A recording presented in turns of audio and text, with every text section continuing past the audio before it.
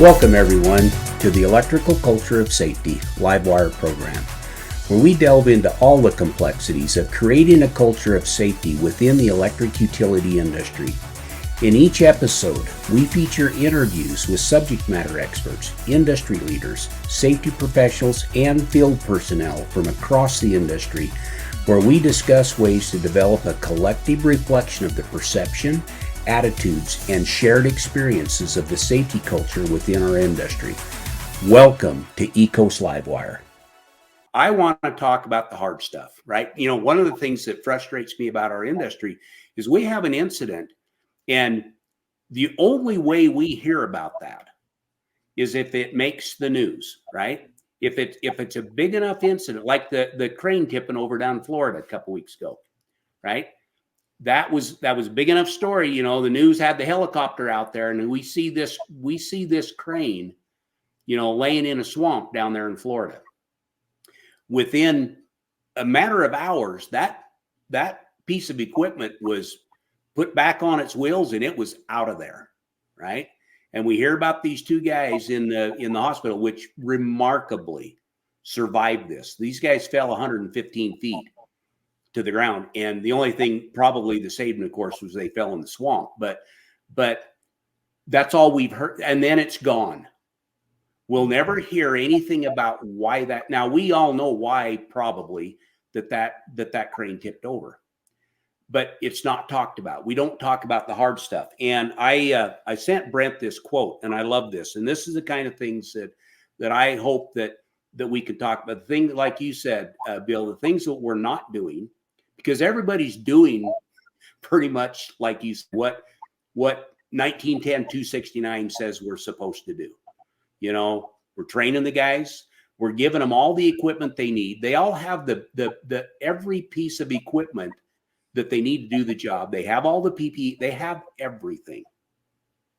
But we're still missing something. And that's what we want to talk about in this. And I found this quote, and in fact, I made a little meme. I haven't posted it yet, and I believe in this. When we avoid difficult conversations, we trade short-term discomfort for long-term dysfunction, right? It is uncomfortable to talk about some of this stuff. It is. It makes people uncomfortable.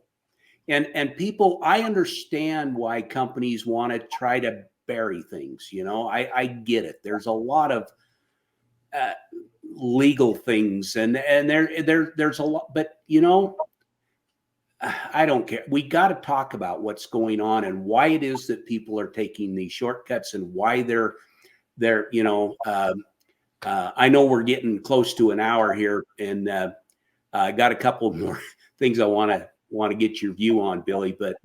But you know, we, as I said, I go through this OSHA database and I look at these different incidents. And I talked to you one about the other day with this journeyman lineman that went out on a trouble call, and there were some limbs down. Again, the OSHA report doesn't give you a lot of information, but it talks about him cutting some branches with his fiberglass tool, right? Pruners. And it brought the conductor, or it brought those limbs down on the conductor, and it pulled the primary and the neutral across his bucket. And he grabbed it. He made contact with it, they said with a gloved hand, with a leather glove. And of course it killed him.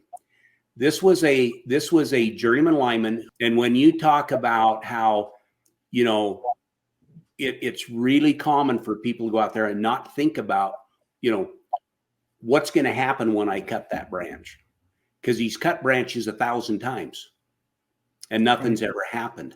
Right. And I always tell people, you're the last one to have the hands on it, and the last one to have the train of thought go through your mind on what got you where you're at, what you're about to do, and what the potential outcome is. You know, so why didn't he anticipate those branches bringing that? You know, because it had never happened before. Because he didn't believe it would happen. Exactly. He didn't believe it would happen. And worse than that, what we've done. So you're a foreman. You've opened up a print, and the first thing you say is, you know, why are we doing it this way? Because you don't get any say in the design. and you've been doing it for 50 years, you know the design could be better. You don't know about right away and stuff, but you wish you had some input, but now you've got to build stupid because it's in your hands, right? So we need to encourage the younger linemen to understand. If they understood how much they knew, they would listen to themselves more. And Sure. if you're going to get in the bucket and that fleeting thought was, if that branch goes the wrong way, I'm screwed. You need to take a moment and then act on that thought, because it came from you. It came from the most brilliant person on the job, which is you. And what we do is we dismiss it. Worse than that, our supervisors dismiss it. We'll say, look, I don't really have enough guys today. I really could use another guy. Yeah, that's all you're getting, right? Or you're working a storm. Hey, I'm out of material. Make it work. So we are in an industry where we are forced to make it work all the time. But when it comes to that thought that crosses your mind in your level of expertise, it's been proven the work we do is patterned. Our intuition is exceptional compared to other industries because of the repetition of the work we do. That thought that crosses your mind is almost always right. Yeah. And if there's a consequence tied to it, just weigh it and act on it. It's okay if you're wrong. Yeah. Right? There's no consequence. There's no problem with being wrong. But if you're right and that phrase is going to come down and it's going to kill me, that's not okay. That's not okay. But somehow we have to foster that belief that these guys actually know more than they give themselves credit for. Yeah. And then when they start to believe in themselves, Brent comes up with an idea, and I'm like, Brent, I don't agree with that. I don't think it's a good idea. But somebody as bright as you thinking that, I should listen to this for a minute. And we can go ahead with a maybe. We can go ahead with a should be, but not without taking some time to evaluate it. Correct. And have a plan to fail safely. If that branch comes down, what's my get out of jail free card here? Right?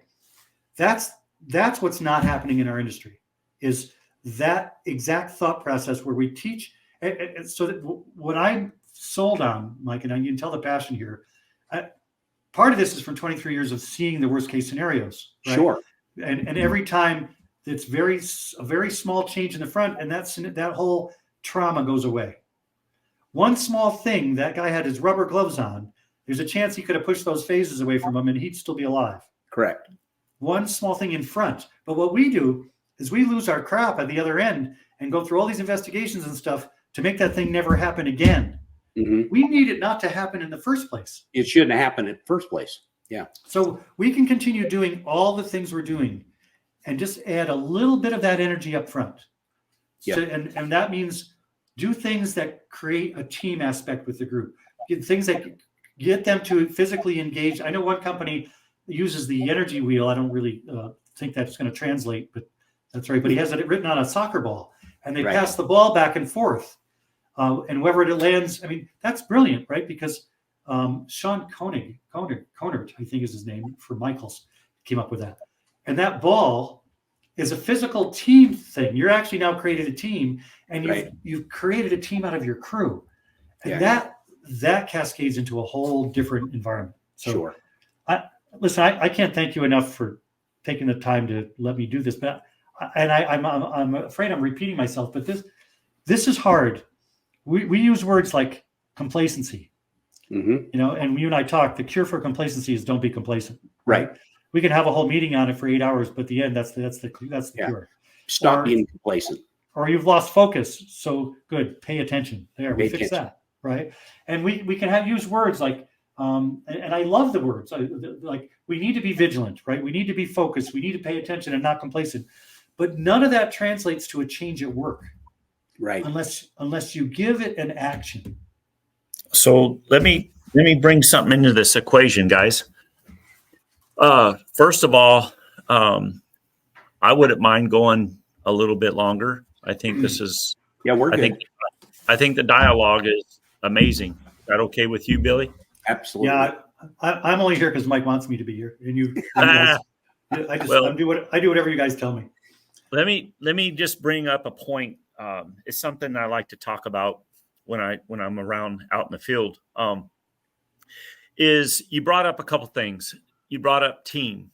You brought up a construct that we're going to implement as far as communication during this teamwork that we're doing here today, and that's where I get line team from. So when we're playing any game, we take a timeout, right? Not a job stop. but we're Yep. we're a team. So we don't do a job stop. We just do a huddle, timeout. We just do a huddle. And when we get together for that huddle, it's not a job brief. A job brief, what? That's at the front end, right? And then the incident happens. Then we have a stand down at the back end. Right. But in between, why don't we implement? Why don't we try something different? You all brought up. Why don't we try the job huddle? And during this job huddle, we get together. It's late in the day. We're tired. It's hot outside, or maybe it's really cold. And hey, Billy, how you feeling right now, man? We're getting, we're halfway through the day. How do you feel right now? How you holding up? How do you feel? Do you have anything that you're thinking about? Any concerns? Mike, how you doing, man? And well, I don't know. Since this morning when we started, I see some things that just don't make sense to me at this point. And well, let's discuss it. What do you mean by that? What are you saying? And anybody can call a job huddle. Anybody could bring up anything at a job huddle, and let's communicate. And you got to control the ball. It's not that we're going to score a touchdown. It's not that we're going to score that winning basket at the last moment. That's not what we're here for. We got to control the ball. When you control the ball, you always are successful, and we leave winners. All right. And what happens is the ball is our mind. And until we communicate and get together to control that mind, where are we at? Our synchronicity. How do you feeling? How's the team feeling right now? Because I'm telling you, man, the job brief at the beginning, I mean, that's great. But how come we don't break in between? Why? How come we don't have a first quarter, a second quarter, a third quarter, a fourth quarter? How come we don't have timeouts in between? We need to stop and talk with each other. And again, when you're controlling the ball, you're looking for the weaknesses of the other team. What is the other team that wants to take you out? Death. So you're looking for weaknesses there, or strengths. Maybe this death is, hey, there's a hazard over there I didn't see before. And, we changed the poles around. We've got the bucket truck in the wrong position, and we've got the plate down, and it's real juicy over here next to that swamp. And I don't know if that's a good place to put that down. What do you guys think about all this? But we need to stop and take these job huddles and just communicate. And I don't see it happening. So 100%, Brent, right after the job brief. So I see the job brief now as a disruption to synchrony. Because you and I are on the job, we're looking up, we're tipping our heads together. Another guy's hanging a plumb bob. We're looking the job over, and then somebody gets out of their pickup truck and says, "Hey, job brief, let's go," right? And everybody gets together and they're kicking stones, looking at their iPhone while somebody reads them a bunch of checklist things. Mm-hmm. And then we split up and go get bolts and go get our rubber gear, and we don't reconnect right there. So that job brief turns out to be a disruption to how we were starting to sync. Yeah. Then we don't resync like that. You're talking like a huddle. I mean. I think you're right on. I think we need to train line foremen how to recognize when we're out of sync. Yes. Right. So when they see and the disruptions. So I was watching a bunch of guys working, and they're whistling and they're humming right along, getting all this work. And then the FCC field coordinator comes up, and nobody likes him. And I hear one of the guys about goes, "Oh crap, here comes Ed." And it was like letting the air out of a balloon. It's just all of a sudden their sync was gone because, Ed's here. Crap, right? So when something goes wrong at that point, the taproot won't blame it on Ed. No. Right? But if they recognize, look at that, Ed just shook us up here. Let's just are you with me? How you feeling? You guys with me? All right, we're back together here. Ignore Ed. Ed's not up here in the bucket with us, right? And you create a foreman that now recognizes the disruptors to their sync. Yes. I mean, it's 25 below. There's a wind chill in Ohio, and a guy's about to climb a pole and get electrocuted. That whole scene was so far out of sync. If the foreman recognized and pulled everybody into a huddle, said, "Look, here's what we're doing. This is the risk we're going to take. Let's make sure we fail safely on this. It's 25 below. We can only last a certain amount of time in the air. But each other is all we have." That's right. That is all we have. So So when we put somebody down or shame them or hold them at a lower frequency vibration, we are hurting ourselves, because now that guy isn't going to speak up, like Mike was saying. That guy is now, so we all come to work. Let's say I draw a line at 0. We all come to work, and the supervisor yells at this guy. Now he's a -20. And then this other guy gets a pat on the back. He's a +20. We are not at 0 anymore. We're separated by 40 points. We need to get back together at the same level before we go in the air. Yes. Right? Because regardless how you're feeling, listen, I know you're having a bad day. Let's talk about it. You know, if we see that you're starting to fumble, we're pulling you out, right? Because if you won't pull yourself out, we have to do it for you. I mean, that's the game we got to. That if we don't start paying attention to each other, nothing's going to change. Yep, I agree. And I think the illusion, I mean, I've written a bunch of articles taxing the variables, the illusion of safety. I just came up with another article. There's 3 words I'm trying not to use because of their disruptors: right, wrong, and why. Right? Right is only right in this certain circumstance. Wrong puts you in defense. And if I ask 5 whys on these tap roots, every time I ask why, you get more and more frustrated, because what I'm asking you to do is rationalize and justify some action you made. Mm-hmm. That's the past. If I want to use logic and reason, I got to ask how and what questions. How did you see that working out, Brent? And what happened that it didn't work out that way? Not why did you do it? That puts you in immediate defense. And we got to be more sensitive to the language we're using with each other, because it holds us. It's really what's happening is we're mimicking what we're seeing on television in our government. And our government's operating at a really low cognitive level right now. And we are so much better able, these young linemen are brilliant, to operate at such a higher level. They have to just be curious and interested, not defense. Don't go to defense. You don't need to go to defense. Yeah. Just be curious. Yeah. And Billy, I have a question. Yeah. Go ahead, Mike. No, you go, Brent. Well, I have a question for you, Billy. We talked about the beginning job brief. We talked about, during our communication, our interaction with one another during the job. But hey, we're getting close. We got to get back to the service center. Our time is getting low. We have to get back there. The clock is over today at 3:30. But you know what? We need to stop before we need to start throwing our gear into the truck and wrap things up. We need to stop maybe 10 minutes, 15 minutes before all that. And let's get together. What do we do after a game? We had success. We beat death. All right. Everybody's alive. We had success. Yeah, we had a few fumbles, a few things happened during the game, but let's take a few minutes at the end of the game. And hey, Billy, what do you think?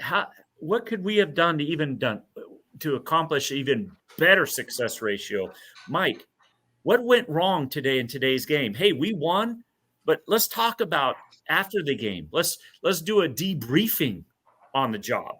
Let's talk about what we did right and maybe what we could have done better at the end. Billy, what do you think about that? So I think it's Brent, with your years of experience and your Mike, if you think of that idea, that means it's a good one. Mm-hmm. Right? That's where I am nowadays. The reason that thought even came to your mind is because it's such a good idea, right? And however we want to do it, we want to call them huddles, we want to call them pause and sync, that's Lito's language, or if we want to use roles and concerns, we create a pattern where we do a debrief. Do you know, in Africa last week, our assistant guide at the end of every day went around the room and everybody had to just share a high point of the day and anything else that they wanted to talk about. And by doing that, we practiced debriefing for the day, right? Exactly what you're saying, right? So it pulls it together. And then the other thing we can do is say, look, what risks are we going to run into packing this thing up and getting home? We don't want to mess it up now, right? So you start becoming more aware when you do that of what your next step is. But if you just say, okay, time, let's get out of here, let's go. Everybody jumps in their truck and they go, and it's willy-nilly. So I applaud that. These are things that are not being consistently done. So here's the question. We need to translate this and foster. So we need to show up at our crew site, if we're a safety guy or we're a supervisor, and foster that this is done to create the behavior. And then tell the guys, look, I want to try to do this every day for a month, and I want you to evaluate it and tell me what happened as a result. Because ultimately, if you don't value this, it won't continue. But if you find value in this, you will implement it yourself. And when you start doing these things that are patterning, and you have new apprentices, they get to see consistency. And when they become journeymen, they will be having their apprentices do it. This is how we steer an industry, by doing actionable things like you're talking about. But it's not going to happen. If I tell the line crew right now, hey, listen, I want you to do a debrief, that ain't happening. It's a pattern change. I have to help them create the pattern change. Correct. And that means I got to physically be there at that point of day to make that happen. Who's doing that? Yeah, what you're talking about, Brent, I like the idea, and I'm familiar with a company that changed their job briefing form to include a end of the day debrief. What went good, what went bad, right? And they put it on the form. So what they did is they expanded that job brief form, right? But did the form make it happen?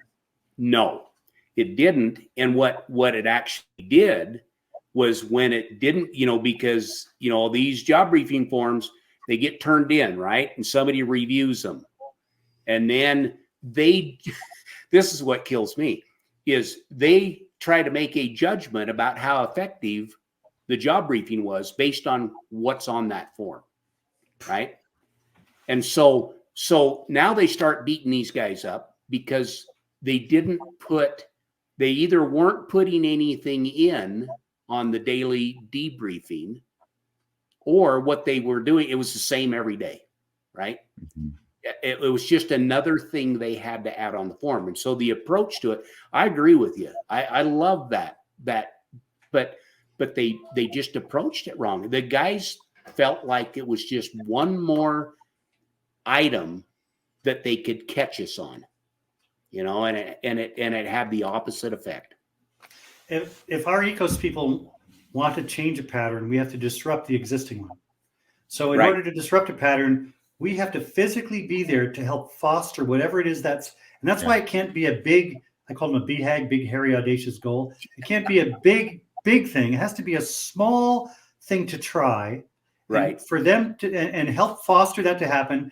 And then if you start showing up a couple weeks and they're still not doing it, then spend a week there and get them to do it and say, this is your power. The power the industry has is to try these things to see if they make a change.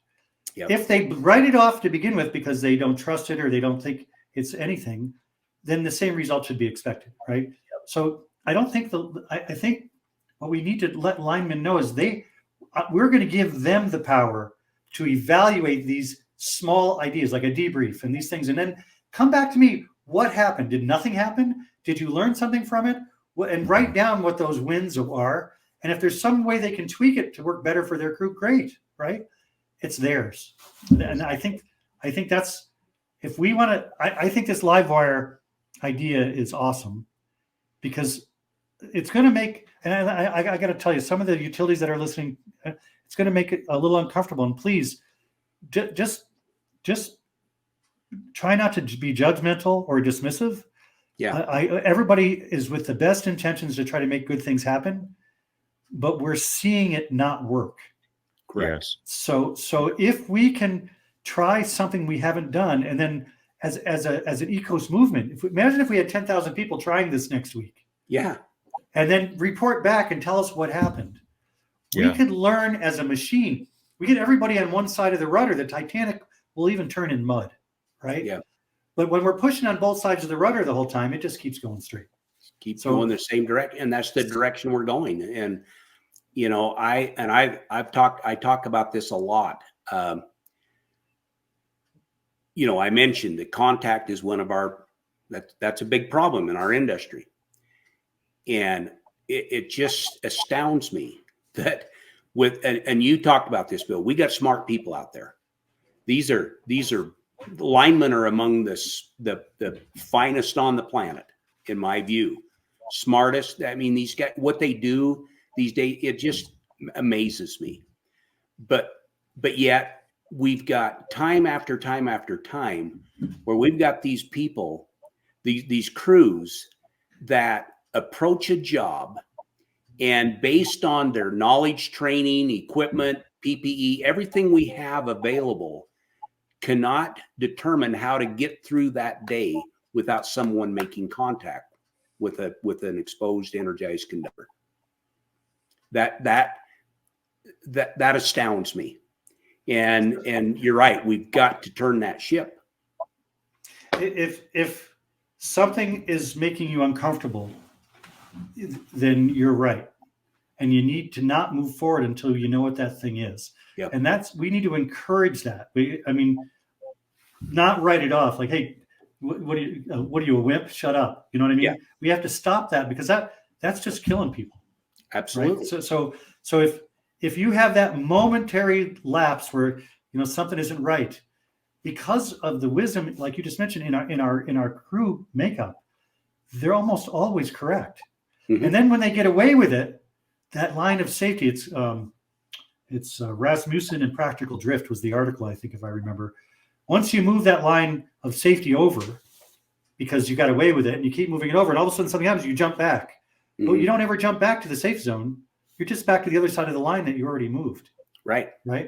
So your level of risk that you are willing to accept has come down a little bit, right? Or up. It goes up a bit, right? Because everybody has a level of risk they're willing to accept on that job, right? And the more times we get away with it, the higher that bar gets. And all we do, like you said, Bill, something happens, we bring it down a bit, but just to the other side of it. I love that. Yeah. If we, if we shame people will cave immediately. That's just, it's our nature. I don't. There was a study by Ian McCaman. I'm actually speaking next Thursday to a group of I'm avalanche trained, avalanche rescue, and I'm speaking to a level 2 avalanche class on leadership. And Ian McCaman did a study in 2004 on why 25 people a year were dying in avalanches in Colorado. It had nothing to do with the snow or the avalanche. It had to do with what was driving their decisions. Mm-hmm. Right? To put you in a position where you could get covered with an avalanche. Familiarity, consistency, acceptance, right? I want to be accepted by this crew, so I'm not going to say anything against it, right? Mm-hmm. Social facilitation, right? If the boss is here and he says it's okay, it must be okay. Scarcity, when you're working a storm, you've worked in a storm, scarcity is daylight in a storm. And about when the daylight runs out, you hear the little foreman go, all right, we're out of daylight. And what you hear from the bucket is, hey, when are we going to eat? Yeah. Where are we staying, right? Because your DNA kicks in, right? Food, warmth, and shelter is what you're looking for. Yeah. But if you can alleviate those things, you take cognitive load away, right? So rather than say, hey, we're running out of daylight because that's scarce item, you say, hey, let's pause for a minute. Let's do a huddle, like Brent's idea. So it's getting dark. You guys are all pistol carriers. When you look in your breech, you look away and you look in again to make sure it's clear. Before you do anything of any consequence, you look at it, you look away, you look in it again. By the way, we're quitting at 10 o'clock. We're going to go eat, and then we're going to be back at 6 in the morning. Whatever we don't get done, we'll get done tomorrow, right? Yep. So scarcity, and then expert halo is the other one. When somebody is the perceived expert, we do default to them because our brain doesn't want to go through the extra work. So, okay, okay, he knows what he's talking about. So yeah, it must be okay. And those are the things that were. It was the most trained people were dying in avalanches, and it wasn't the snow that killed them. It was what was driving their decisions, and that's what I see a very, very similar concept happening in the line department, in the electric utility. It's not the work that's killing them; it's the thing that's making their decisions for them. Correct. Yep. So I know we ran over, but I appreciate this, and I hope I didn't get too passionate about this. I'm swimming upstream all the time. Any excuse I have to talk about this kind of stuff. Me too. This is I just can't reiterate enough that if we can translate all of these great ideas to some change at work is in physical reality. Death, injury, all occurs in physical reality. It's not an opinion. No, we have opinions about things. right. But the reality is the solution needs to be in physical reality. We need to have some small thing for linemen to do. Yep. And then if we respect them, we need them to evaluate it. It can't be a management-driven decision that they Correct. will just suck up to, right? Yeah. It's got to be something that we are a partnership with the utility. We're in a partnership with management. Listen, this is something we'd like you to figure out and tell me what you think. Just like that chainsaw you just told me about and that FR clothing. Yep. This is your power. You're going to be able to evaluate this and tell me what we learned from this, so we can either adjust it or move on. Yep. Does that make sense to you guys? Absolutely. Absolutely. Beautiful. Beautiful. All right. You got any final questions, Brent, for Mr. Billy? No, Billy, you were outstanding and fit the whole genre what this live wire is all about, and it's amazing knowing you and seeing your passion and your assessment by looking at the forest and seeing the whole picture. And we need to be steered that direction because, like I said, what you bring to the table is the missing link. And we need to go there and understand it and learn from you and implement that into our program and grow and be safe and be happy by doing so. Thank you, Billy. Well, Yes. I appreciate both you guys. I mean, I believe I don't want people to be dependent on me. There's only one of me. I appreciate that you guys see what I'm talking about. What we need to do is train the trainers, train these foremen to recognize what synchrony is and how to get in and out of it, right? To train safety people to come in and do specific things that are going to enhance their ability to see these things, not just check wheel chocks, right? Yeah. Exactly. So, but it requires fostering. And I know I've been hired by companies to come and speak, and I always try to encourage them. I really would like to get in with your crews to help foster the change, because the speaking is only one piece of it. The change happens when you foster the change. Yeah. When we have a pattern and a system that we're working with, and we're really good at it, right? So if we're going to make small changes to that's a pattern disruption, and that doesn't happen without effort and energy. Yep. So, Brent, I appreciate all the kind words you have for me. It's encouraging because, as you know, I am swimming upstream quite regularly these days. And Mike, it's such a pleasure to meet somebody of like minds. Thank you, Mike. Billy, here a while back, it's the same way that I met Brent. One day I just sat down and started making some videos, because I wanted to talk. I wanted to figure out how to get some of the stuff in my head out there. So I started making some videos, and I started posting them on Facebook on Linemen Take a Stand for Safety, and Brent ran onto a couple of them, and he got a hold of me. And I remember you reached out once. I did one, and that there was something about it that caught your ear, and you said, we need to meet, because I think you felt, that I was talking your language a bit. And it took us a while to get there, but we're there, and I'm grateful that we finally met, and looking forward to maybe working more with you down the road. So I appreciate it. Yeah, this whole line team idea, I think what we're trying to do is foster a safer industry for these younger linemen that are coming through, to help them navigate a really difficult situation between. I mean, if you're a contractor, you got to do onboarding for every utility because and all the work is the same. So they sit through all this onboarding that they don't really see as a benefit. But because there's so many check the box things. So that's all it is.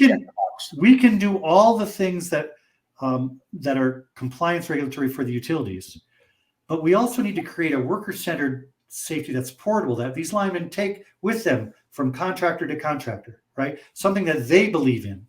And I'm going to tell you what's going to happen when the industry starts to do that. the utilities that are floundering with what to do next will start to copy what they're doing. Yep. That's the future I see. If we create our own portable safety that makes sense to our workforce, Yeah.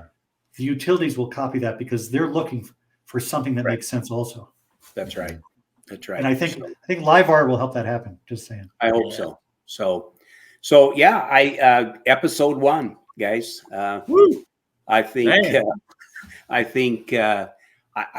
feel good about it. I think we have some great conversation, and looking forward to many more. I'm going to finish just like we started. I get told all the time that things are just going to happen.